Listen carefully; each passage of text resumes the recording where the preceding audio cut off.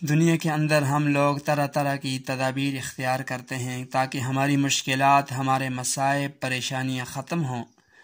لیکن وہ ختم ہونے کا نام نہیں لے رہی۔ آئے دن مشکلات، پریشانیوں کے اندر ہم گرتے جا رہے ہیں۔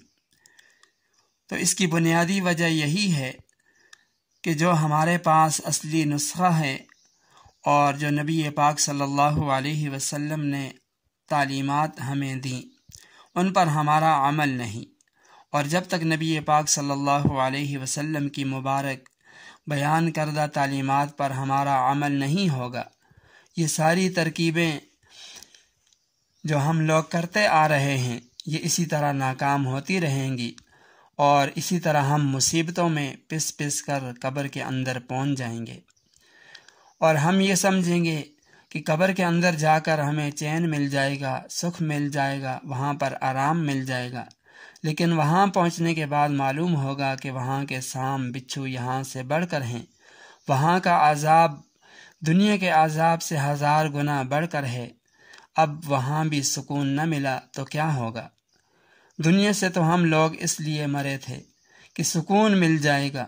مگر وہاں جا کر معلوم ہوا کہ وہاں کا عذاب دنیا کی مصیبتوں اور پریشانیوں سے بھی زیادہ ہولناک ہے۔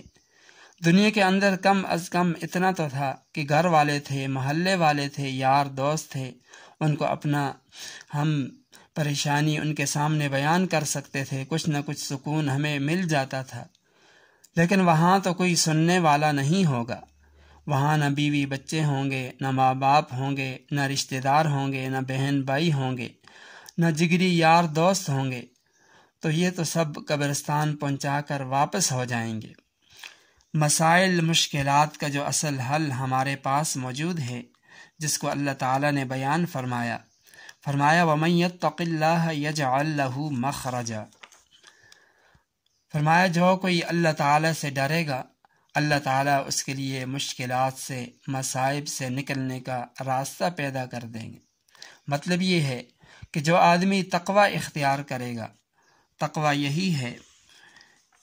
کہ جتنے کام اللہ تعالیٰ نے ہمیں انجام دینے کے لیے بتلائے ان کو اپنے اپنے موقع پر ادا کرنا، اور جن کاموں سے اللہ تعالیٰ نے بچنے کا حکم دیا، جن کو گناہ کہا جاتا ہے، چاہے وہ حرام ہو، مکروہ تحریمی ہو، گناہ کبیرہ ہوں یا صغیرہ ہوں، جب بھی کسی گناہ کا موقع آ جائے تو اس وقت اس گناہ سے بچنے کی کوشش کرنا، یہ تقوی کہلاتا ہے۔ تو مطلب یہ ہے کہ جو آدمی تقوی اختیار کرے گا، اللہ تعالیٰ اس کے لیے دنیا میں، قبر میں، آخرت میں، ہر جگہ، ہر مصیبت